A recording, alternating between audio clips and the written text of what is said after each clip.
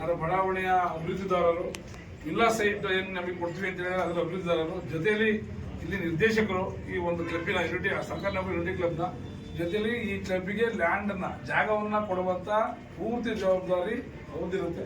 ಹಾಗಾಗಿ ಅವರ ಜವಾಬ್ದಾರಿತವಾಗಿ ಎಷ್ಟು ಬೇಗ ಕೊಡ್ತಾರೆ ಅಷ್ಟು ಬೇಗ ನಮ್ಮ ಕ್ಲಬ್ ಪ್ರಾರಂಭಿಸ್ತೀವಿ. ಇದು ಕಚೇರಿ ಪ್ರಾರಂಭಿಸ್ತೀವಿ ಮೊದಲನೇ ಬಾರಿಗೆ. ನಿಮ್ಮ ಸಹಕಾರ ಸದಾ ನಮ್ಮ ಜೊತೆ ಇರಲಿ. ಬಡಾವಣೆ ಜೊತೆಯಲ್ಲಿ ಈ ಒಂದು ಯೂನಿಟಿ ಕ್ಲಬ್ಗೂ ನಿಮ್ಮ ಸಹಕಾರ ಇಲ್ಲಿ ಇರ್ತೀವಿ. ಈಗಾಗಲೇ ಒಂದೆರಡು ಕ್ಲಬ್ ತೋರಿಸಿದ್ದಾರೆ ಮಾಡಲ್ ಹೇಗೆ ಮಾಡ್ಬೋದು ಅಂತ. ಅವರ ಆ ಒಂದು ಮಾಡಲ್ ಆಧಾರದ ಮೇಲೆ ನಾವು ಪ್ರಾರಂಭಿಸ್ತಾ ಇದ್ದೀವಿ. ದಯವಿಟ್ಟು ನಿಮ್ಮ ಸಹಕಾರ ಸದಾ ನಮ್ಮ ಜೊತೆ ಇರಲಿ. ಬನ್ನಿ.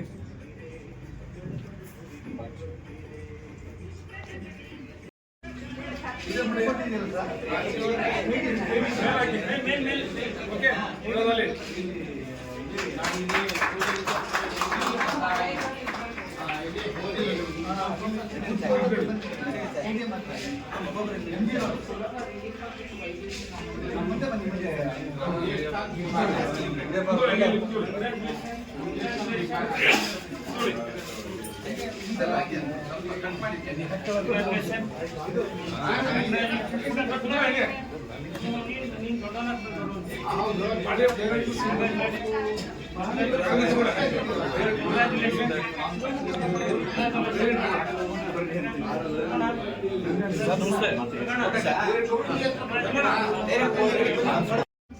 ಒಂದು ಹಾಸನ ಜಿಲ್ಲೆಯಲ್ಲಿ ಪ್ರಪ್ರಥಮ ಬಾರಿಗೆ ಒಂದು ನಿಮ್ಮೆಲ್ಲರ ಸಹಕಾರದೊಂದಿಗೆ ಸರ್ಕಾರಿ ನೌಕರರ ಯೂನಿಟಿ ಕ್ಲಬ್ ಅನ್ನ ಒಂದು ಕ್ಲಬ್ ಅನ್ನ ಪ್ರಾರಂಭಿಸಿದ್ದೀವಿ.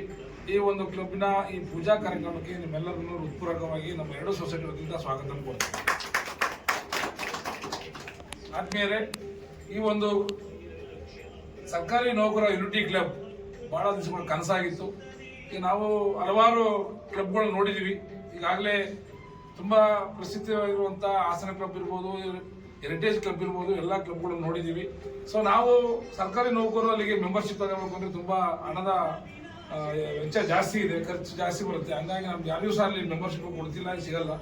ಸೊ ನಮ್ಮದೇ ಒಂದು ಕ್ಲಬ್ಬನ್ನು ಪ್ರಾರಂಭಿಸಿ ಸರ್ಕಾರಿ ನೌಕರರ ಅವ್ರಿಗೋಸ್ಕರ ಮಾಡುವಂಥ ಒಂದು ಯೂನಿಟಿ ಕ್ಲಬ್ನ ಮಾಡಬೇಕು ಅಂತ ಎಲ್ಲ ನಮ್ಮ ಸೊಸೈಟಿಯ ನಿರ್ದೇಶಕರು ಮಾತಾಡಿದಾಗ ಔಷಧಿ ಸೊಸೈಟಿ ಮತ್ತು ಕೋಆಪರೇಟಿವ್ ಸೊಸೈಟಿ ಎಲ್ಲ ಡೈರೆಕ್ಟರ್ಗಳು ಒಂದು ನಾವ್ಯಾಕೆ ಮಾಡಬಾರ್ದು, ಈಗಾಗಲೇ ನಾವು ಸಾವಿರಾರು ನಿವೇಶನಗಳನ್ನು ಕೊಟ್ಟಿದ್ದೀವಿ, ಹಲವಾರು ಸರ್ಕಾರಿ ನೌಕರರ ಜೊತೆ ನಮ್ಮ ಬಾಂಧವ್ಯ ಇದೆ, ನಮ್ಮ ಸರ್ಕಾರಿ ನೌಕರರಿಗೆ ಅನುಕೂಲವಾಗುವಂಥ ರೀತಿಯಲ್ಲಿ ಒಂದು ಯೂನಿಟಿ ಕ್ಲಬ್ ಅನ್ನು ಪ್ರಾರಂಭಿಸೋಣ ಅಂತ ಎಲ್ಲರೂ ಒಂದು ಚರ್ಚೆ ಮಾಡಿ ಇವತ್ತು ಈ ಪೂಜಾ ಕಾರ್ಯಕ್ರಮದವರೆಗೂ ಬಂದಿದೆ.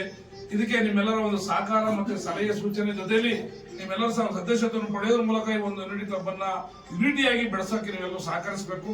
ಜೊತೆಲಿ ಯಾಕೆಂದ್ರೆ ನಾವು ಹೆರಿಟೇಜ್ ಕ್ಲಬ್ಗೆ ಹೋಗ್ಬೇಕು ಅಂದ್ರೆ ಇನ್ನೊಬ್ರು ಸಹಾಯ ಪಡಿಬೇಕು, ಇನ್ನೊಬ್ರು ಮೆಂಬರ್ಶಿಪ್ ಕೇಳಬೇಕು, ಅಥವಾ ಹಾಸನ ಕ್ಲಬ್ಗೆ ಹೋಗ್ಬೇಕು ಅಂದ್ರೆ ಇನ್ನೊಬ್ರು ಸಹಕಾರದಿಂದ ಹೋಗ್ಬೇಕು.